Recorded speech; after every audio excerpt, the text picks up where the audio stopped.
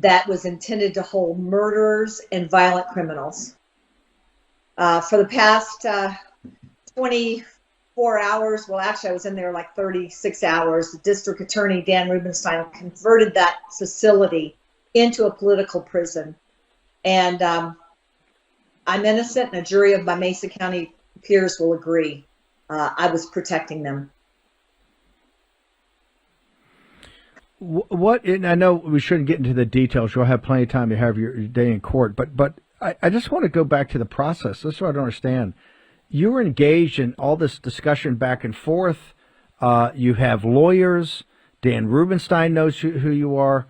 Why did we have to go through this huge, to put you actually in jail, to keep you overnight, to keep you 36 hours, to have this big dramatic thing about the bail, to have $500,000 cash bail? It's not the details of it. That all come out, and I think people have read this thing as thinking, why are they persecuting this woman? But why did they have to make it such a show to try to break you and humiliate you and, quite frankly, not just terrorize you, but terrorize anybody that would come up and want to stand up against the system? Why did Dan Rubenstein feel he had to do that, and the judge? He knew that the information he presented to his Mesa County grand jury concerning my attempts to protect the people of Colorado cannot reasonably be considered wrongdoing, Steve. He knew that his chances to influence the voters regarding the race for Secretary of State were very limited based on the low threshold of proof needed by his grand jury to proceed with more legal theater, Steve. That's why. What were you thinking when you were in jail? Given everything you've already given for the country, you're a Gold Star mother. I understand your husband's not doing well. You've sacrificed so much for the community, for Mesa County, for your state, for your country. What were the thoughts in your mind that night when you went to bed? Well, unfortunately, I didn't go to bed. They keep the lights on 24/7. They have it. You sleep on a 1-inch plastic mattress with no pillow, no sheet, just barely covering up with a blanket. And in my case, there were 5 other women in this particular room that I was in. I can't even call it a room. It was a jail cell with a toilet.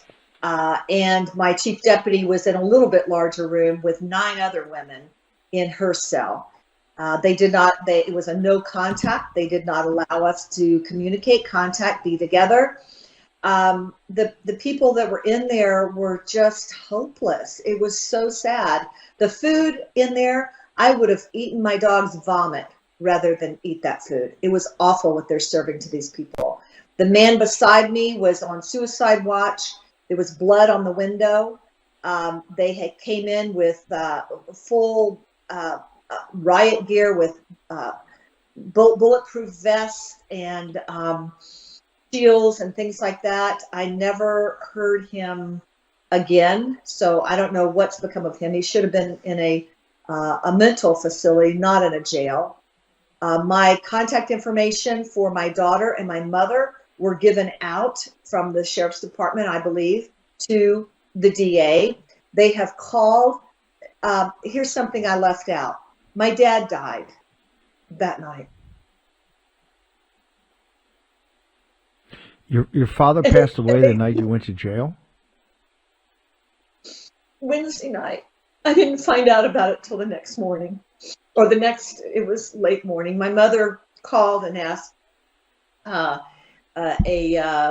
Sergeant Smith to have somebody call me, or that I could call. They would call for me. And that's how I found out that my dad had died while I was in jail. Today, and my daughter has been called and harassed by Detective Struey of the DA's office. My mother, my 93-year-old mother, has been called and harassed by Detective Struey. My sister, my 2 half-sisters, one of which took care of my father for years before his passing Wednesday night. He called her, he called my other sister, and threatened to call her children. He is trying to launch an investigation. It appears that my dad overdosed. My dad did not overdose. He needs to keep his harassment of my family out of here. But it just shows what they do to political dissidents. And this is the most I keep thinking that the stuff they do can't get any worse, Steve.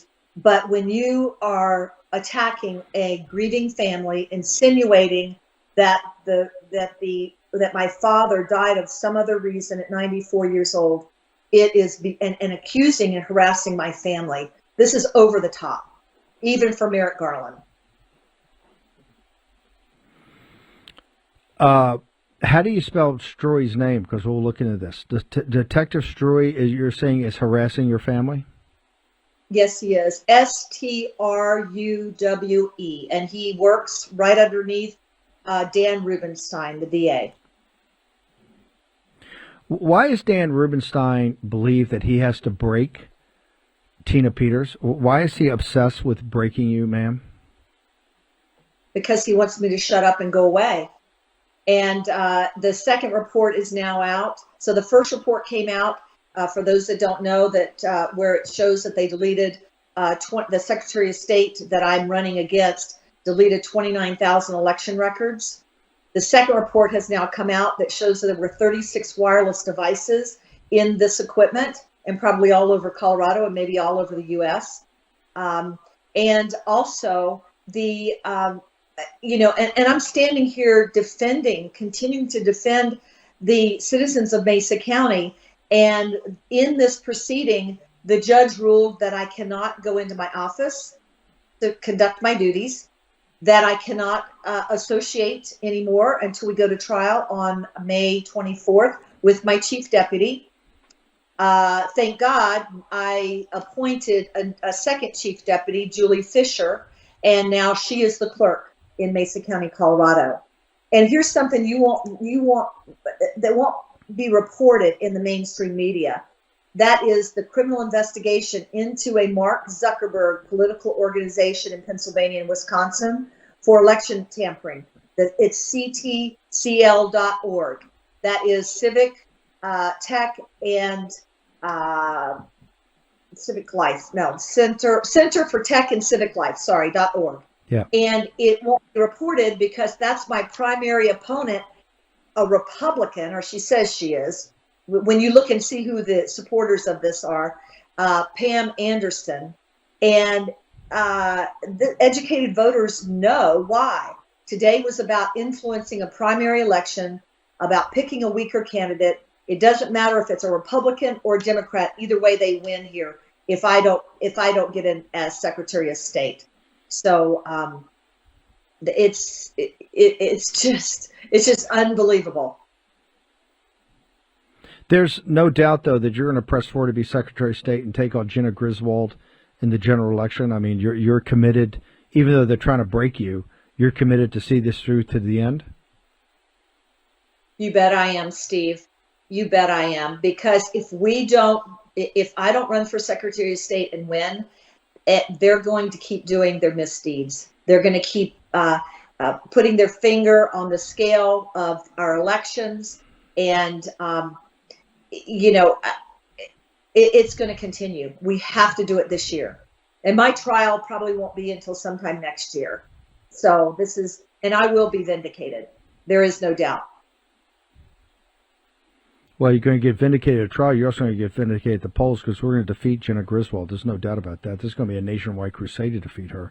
How do people? I know that there's a new organization up that Lindell set up on the Lindell offense. Do you have that? Can we talk about how people go there?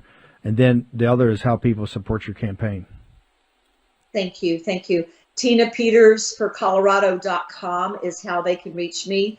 Any media can reach out to TP Media Inquiries at protonmail.com. But TinaPetersForColorado.com is how they can become involved. They can also download the 2 reports that have been issued and get more information there. I appreciate all the prayers, appreciate the effort. Thank you. I think we have to organize a national day of prayer for you. But also, Mike Lindell's got this organization, Lindell Offense Fund. You go to the Lindell Offense Fund, and that can help with the Tina Peters. The is for her campaign. The Mike Lindell Offense Fund is for supporting her in her legal efforts. Tina, you're obviously an American hero. You don't need to hear that from me, but there's so many people praying for you, and we've got to organize, I think, a national day for prayer for Tina Peters, because she's truly an American hero. I want to thank you so much for coming on. Thank you. Thank you, Steve, and thank you to Mr. Lindell. You know, patriots like you and all those that have reached out and been praying and supporting us in this is just, it's so heartwarming. It keeps me going. Thank you. Well, you keep us going. We got the easy part. We're going to get Sharona Bishop, but I tell you what, I want to get Sharona tomorrow because I want her to spend some time. Sharona Bishop, America's mom, who's out there in Mesa County, to talk this through. We got an explosive show tomorrow morning. And I got to tell you, tonight, I want everybody to say a prayer for Tina Peters. This is a hero, Gold Star mother. And here's what I love about Tina Peters. She ain't going to back down one step. So Rubenstein and that crowd out there, Griswold, we are not going to rest until we vindicate Tina Peters and she wins the Secretary of State. So stand by, folks, in Colorado. As we say, game on. Okay? See you tomorrow morning, 10 o'clock, War and Pandemic.